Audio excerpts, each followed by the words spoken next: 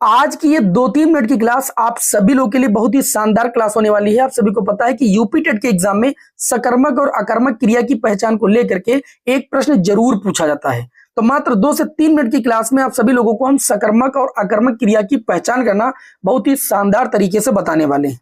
देखिए यहां पर सकर्मक क्रिया का क्या मतलब है। जिस क्रिया का प्रभाव कर्म पर पड़ता है उसे सकर्मक क्रिया कहते हैं। जिस क्रिया का प्रभाव कर्म पर पड़ता है उसे क्या कहते हैं, सकर्मक क्रिया कहते हैं। बिल्कुल इसी के उल्टा या निगेटिव बोल दीजिए, जिस क्रिया का प्रभाव किसी कर्म पर नहीं पड़ता है उसे हम सभी लोग अकर्मक क्रिया कहते हैं। अभी शायद आप सभी लोगों को सकर्मक और अकर्मक का मतलब ना समझ में आया हो, ठीक है। तो चलिए आप लोगों को एकदम ट्रिक के माध्यम से एकदम आसान भाषा में एग्जाम्पल के साथ सकर्मक और अकर्मक क्रिया की पहचान करना बताते हैं।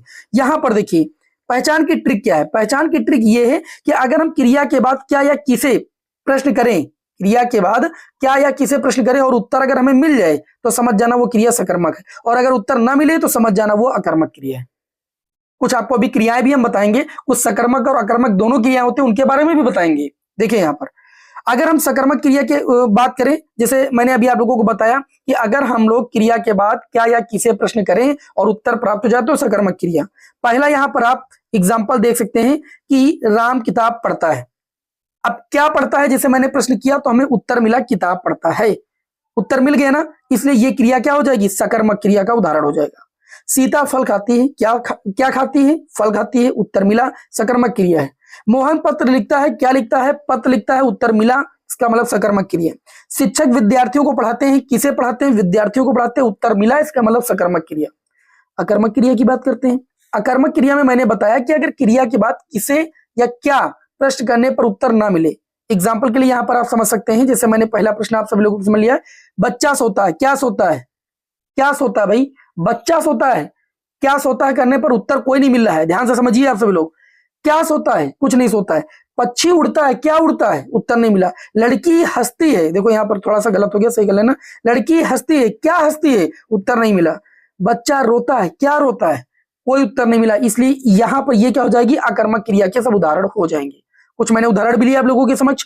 अब चलिए मैं आप लोगों को कुछ क्रियाओं के उदाहरण भी बता देता हूं। जैसे यहाँ पर है खाना, पीना, लिखना, पढ़ना, बनाना, खरीदना, बेचना, समझना, सिखाना, देखना, मारना, पकड़ना आदि, ये सभी जो हैं ये किसके उदाहरण हैं, तो आप कहेंगे ये सब सकर्मक क्रिया के उदाहरण।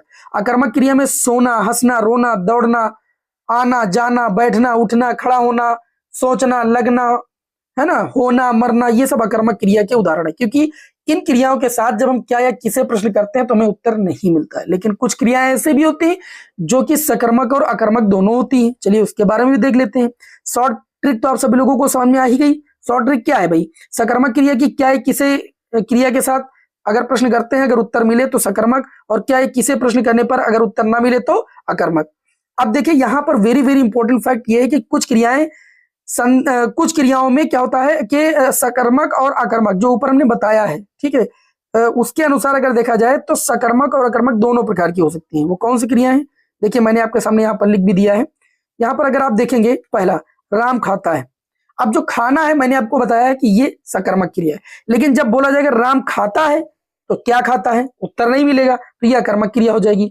राम रोटी खाता है, क्रिया खाना हुई, और इसके साथ अगर हम प्रश्न करेंगे क्या खाता है तो यहां पर उत्तर मिल जाएगा, इस वाक्य में रोटी खाता है, तो यह सकर्मक क्रिया हो जाएगी। ठीक है, तो इस बात को समझना कि अगर क्रिया के साथ प्रश्न करने पर, क्या या किसे प्रश्न करने पर हमें उत्तर मिल रहा है तो सकर्मक क्रिया, अगर उत्तर नहीं मिल रहा है तो अकर्मक क्रिया। मैं उम्मीद करता हूं कि ये आप लोगों को अच्छे समझ में आ गया हो। समझ में आ गया हो तो वीडियो को लाइक कर दीजिए, चैनल पर नहीं तो सब्सक्राइब कर लीजिए, क्योंकि ऐसे वीडियो आप लोगों को हम लगातार प्रोवाइड कर रहे हैं, जिससे आपके यूपी टेट के एग्जाम की तैयारी बहुत ही बेहतरीन तरीके से हो जाएगी। चलिए मिलते हैं नेक्स्ट क्लास में। जय हिंद, वंदे मातरम।